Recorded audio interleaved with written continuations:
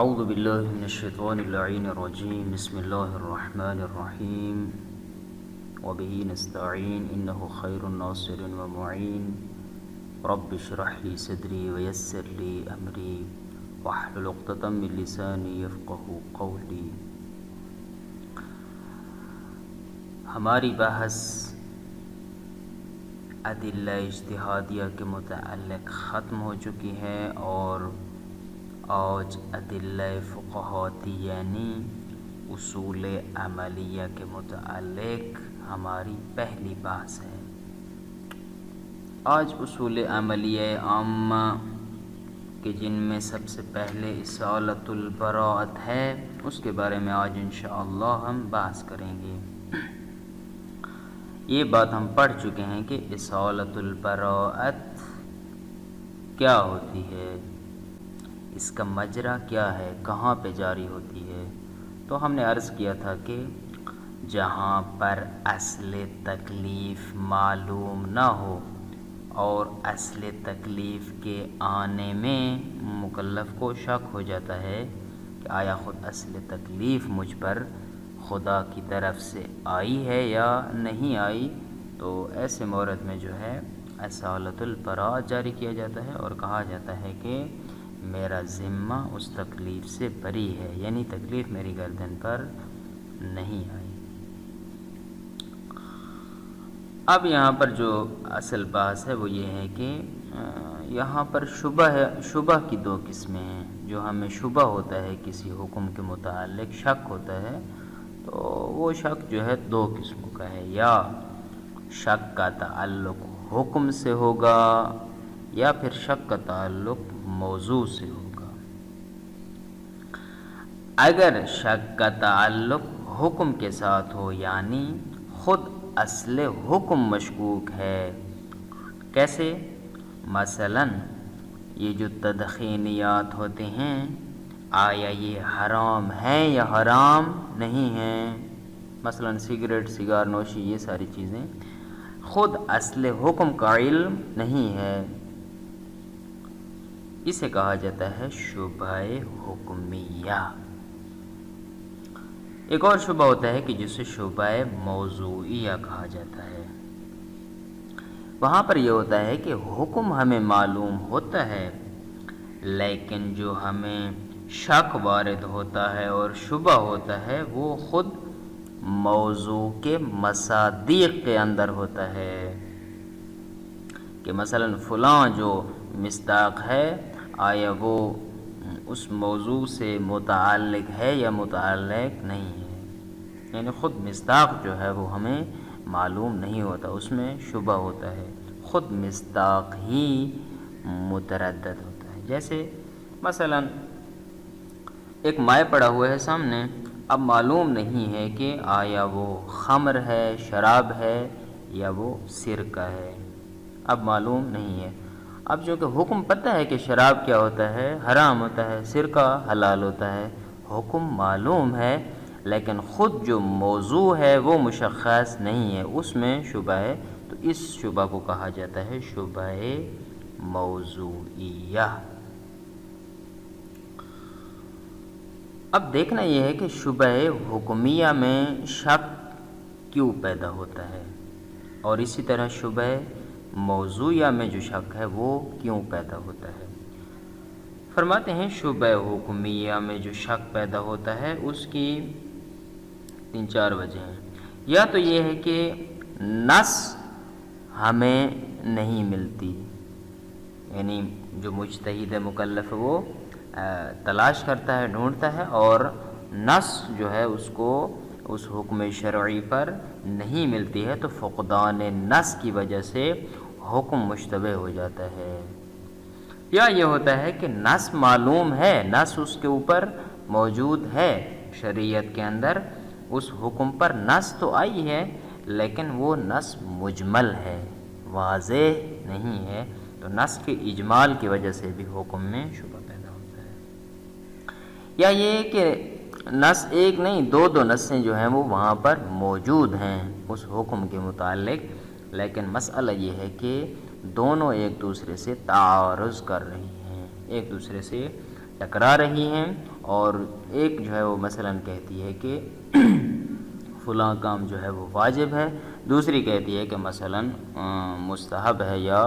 مباح ہے وغیرہ۔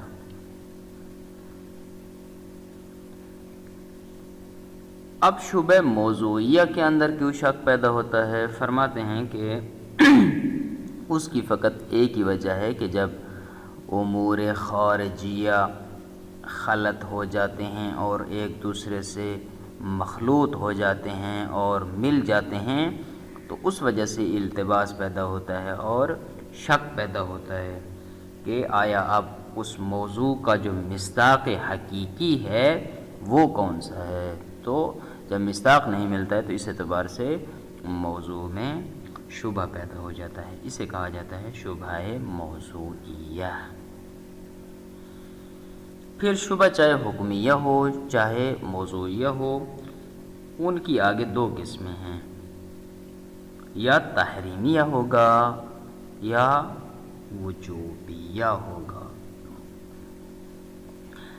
تحریمیہ کا مطلب یہ ہے کہ وہاں پر کسی چیز کے حرمت کا احتمال ہے کہ شاید یہ حرام ہو، البتہ یہ معلوم ہے کہ وہ واجب نہیں ہے، ہاں یعنی اس کی حرمت کا تو علم ہے کہ شبہ ہے کہ شاید ہو سکتا ہے کہ یہ حرام ہو، لیکن یہ کنفرم ہے کہ وہ واجب نہیں ہے۔ یعنی پھر یوں ہوگا کہ معاملہ دائر ہو جائے گا کہ شاید حرام ہو یا مباح ہو، شاید حرام ہو یا مکروہ ہو، یا شاید حرام ہو یا مستحب ہو۔ جس طرح کی تدخینیات کی ہم نے مثال دی ہے کہ آیا تدخینیات کا جو استعمال ہے، سگریٹ نوشی وغیرہ، یہ ساری چیزیں آیا حرام ہیں یا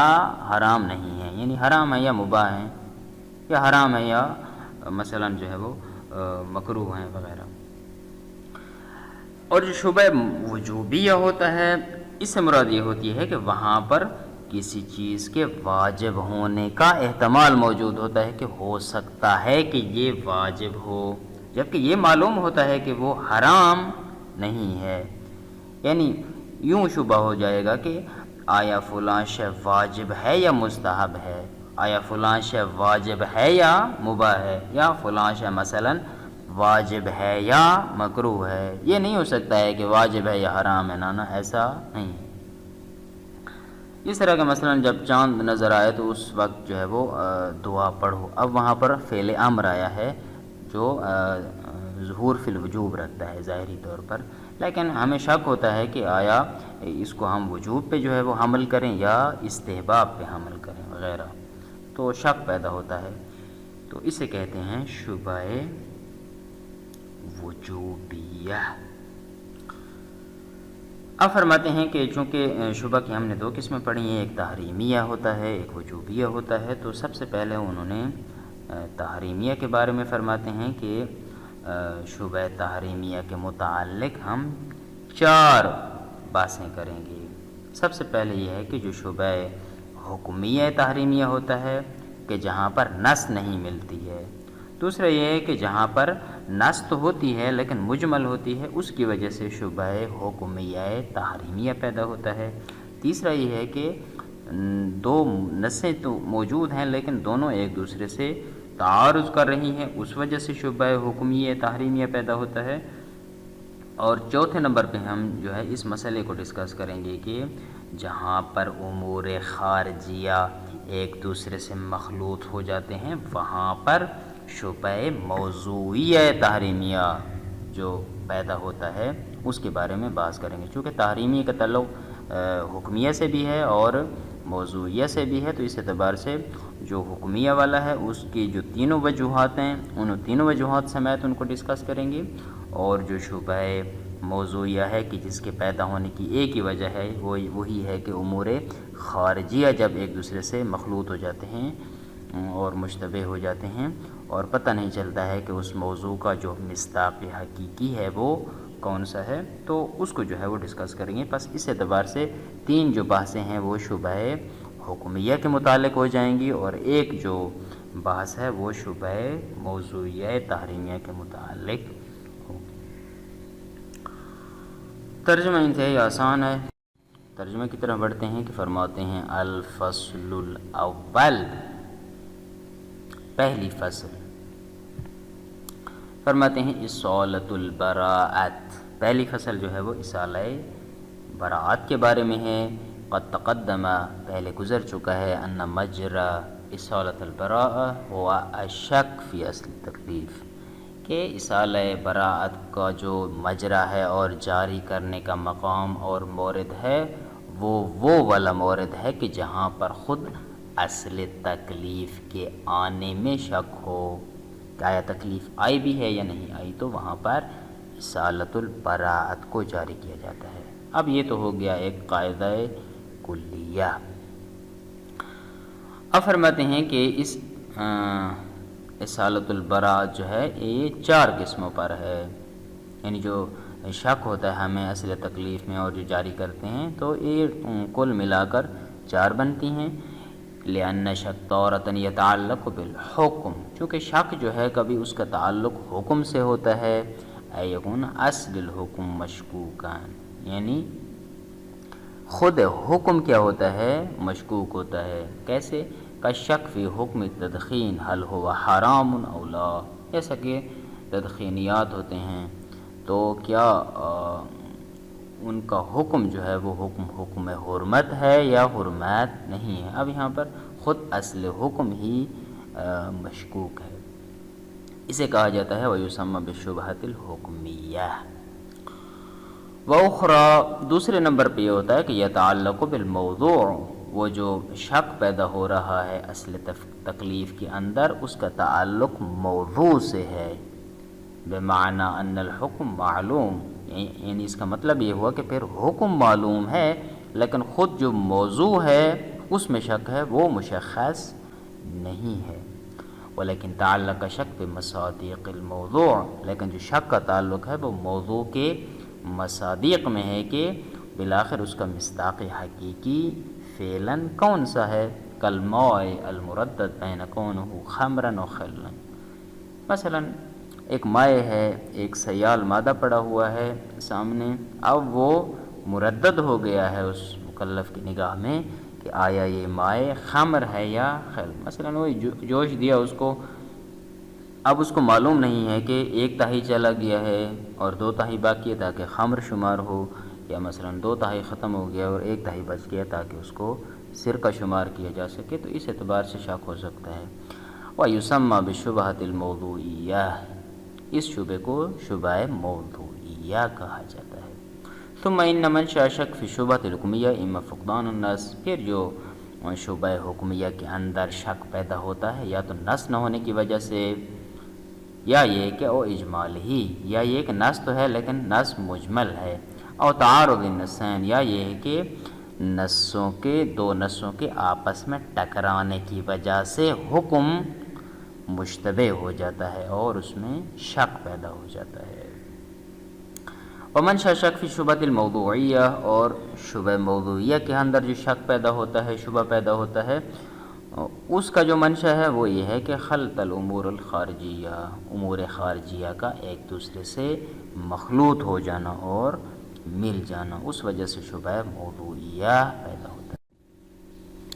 وشبہۃ بقسمیہا تنقسم الی تحریمیۃ و وجوبیۃ، اور شبہ جو ہے وہ اپنی دونوں قسموں کے ساتھ، یعنی چاہے حکمیہ ہو یا موضوعیہ، وہ تقسیم ہوتا ہے تحریمیہ کی طرف اور وجوبیہ کی طرف، یعنی کہہ سکتے ہیں کہ شبہ حکمیہ تحریمیہ یا شبہ موضوعیہ تحریمیہ یا شبہ حکمیہ وجوبیہ یا شبہ موضوعیہ وجوبیہ، یوں تقسیم کر سکتے ہیں۔ اما تحریمیہ، جہاں تک شبہ تحریمیہ کا تعلق ہے، فالمراد منہا ہی ما، اس سے مراد وہ والا مورد ہے اذا احتملت حرمت الشیء، جب کسی چیز کے حرام ہونے کا احتمال ہو، مع العلم بانہ غیر واجب، البتہ وہاں پر ساتھ یہ معلوم ہے کہ وہ کم از کم واجب نہیں ہے۔ بس جب ایسی کنڈیشن ہے کہ حرام ہونے کا شبہ ہے اور احتمال ہے اور اس کا واجب ہونا جو ہے وہ غیر واجب ہونا جو ہے وہ کنفرم ہے کہ وہ واجب نہیں ہے، یہاں پر فیدور امرہ بین الحرمت والاباحہ، یہاں پر معاملہ دائر ہو جائے گا کہ یوں ہوگا کہ آیا وہ چیز حرام ہے یا مباح ہے، او الکراہہ، یا حرام ہے یا مکروہ ہے، او الاستحباب، یا حرام ہے یا مستحب ہے، یوں شبہ پیدا ہوگا۔ تدخین دائر امرہ بین الحرمت والاباحہ، جس طرح کے تدخینیات ہوتے ہیں کہ یہاں پر شبہ کی صورت میں معاملہ دائر ہو جاتا ہے کہ آیا یہ حرام ہے یا مباح ہے۔ وَأَمَّا الْوُجُوبِيَّةُ، جہاں تک شبہ وجوبیہ کا تعلق ہے تو فالمراد منہا ہی ما، اس سے مراد وہ والی صورت ہے اذا احتمل وجوبہ، کہ جب اس کے واجب ہونے کا احتمال ہو کہ شاید پتہ نہیں واجب ہے یا واجب نہیں ہے، مع العلم بأنہ غیر محرم، جبکہ یہ اس سے قطع ہے کہ وہ حرام نہیں ہے۔ فیدور امرہ بین الوجوب والاستحباب، یہاں پر معاملہ یوں دائر ہوگا پھر کہ پتہ نہیں فلاں شے جس میں شبہ ہوا ہے آیا واجب ہے یا مستحب ہے، او الاباحہ یا واجب ہے یا مباح ہے، او الکراہہ یا واجب ہے یا مکروہ ہے۔ قد دعا عند رؤیت الہلال، جس طرح کہ مثلا چاند کو دیکھتے وقت دعا کا پڑھنا، یہاں پر الدائر امرہ بین الوجوب والاستحباب، یہاں پر معاملہ دائر ہو جاتا ہے کہ آیا چاند کو دیکھ کر دعا پڑھنا آیا واجب ہے یا مستحب۔ وعلی ذالک، پس اس بنیاد پر یا قول کلام فی مقامین، کہ یہاں پر جو بحث ہوگی وہ دو مقاموں پر ہوگی، ایک مقام اول ہے اور ایک مقام ثانی ہے۔ مقام اول میں جو ہے فرماتے ہیں کہ چونکہ مقام اول میں وہی شبہ تحریمیہ کی بات کریں گے اور مقام ثانی میں شبہ وجوبیہ کی بات کریں گے، تو المقام الاول میں فرماتے ہیں کہ الشبہۃ التحریمیۃ وفیہا مسائل اربع، فرماتے ہیں شبہ تحریمیہ اس کے اندر 4 مسائل ہوں گے، یعنی ہر شبہ کی وجہ کو سامنے رکھتے ہوئے کل ملا کر 4 بنتے ہیں۔ 3 وجوہات شبہ حکمیہ کی آتی ہیں تو 3 بحثیں ہوں گی، اور ایک وجہ جو شبہ موضوعیہ کے پیدا ہونے کی ہے تو اس وجہ سے ایک تو 3 اور ایک کل 4 بحثیں کریں گے یہاں پر۔ المقام الاول الشبہۃ التحریمیہ وفیہا مسائل اربع، فرماتے ہیں پہلا مقام جو تحریمیہ والا ہے اس میں فرماتے ہیں شبہ تحریمیہ میں 4 جو ہے وہ مسائل ہوں گے۔ پہلا مسئلہ ہوگا الشبہۃ الحکمیۃ تحریمیۃ لاجل فقدان النص، کہ شبہ حکمیہ تحریمیہ کہ جو نص کے فاقد ہونے کی وجہ سے پیدا ہوتا ہے۔ دوسرا یہ ہے کہ الشبہۃ الحکمیۃ تحریمیۃ لاجل اجمال النص، کہ شبہ حکمیہ تحریمیہ جو نص کے مجمل ہونے کی وجہ سے پیدا ہوتا ہے۔ اور جیم یعنی تیسرے نمبر پہ الشبہۃ الحکمیۃ التحریمیۃ لاجل تعارض النصین، کہ جہاں پر شبہ حکمیہ تحریمیہ 2 نصوں کے آپس میں ٹکرانے کی وجہ سے پیدا ہوتا ہے۔ چوتھے نمبر پہ جو ہے بحث کریں گے موضوعیہ کی، الشبہۃ الموضوعیۃ التحریمیۃ، شبہ موضوعیہ تحریمیہ کے لاجل خلط الامور الخارجیہ، کہ جو امور خارجیہ کے مخلوط ہونے کی وجہ سے پیدا ہوتا ہے اس کے بارے میں بحث کریں گے۔ وَإِلَيْكَ الْكَلَامُ فِي هَذِهِ الْمَسَائِلِ، اب یہاں پر ہم آپ کے سامنے انہی 4 مسائل کے بارے میں بحث کریں گے، الواحدۃ تلو الاخری، یک کے بعد دیگرے۔ انشاءاللہ کل اگلے درس میں ہم مسئلہ اولا کو ڈسکس کریں گے۔ صلی اللہ علیہ سیدنا محمد و آلہ الطاہرین۔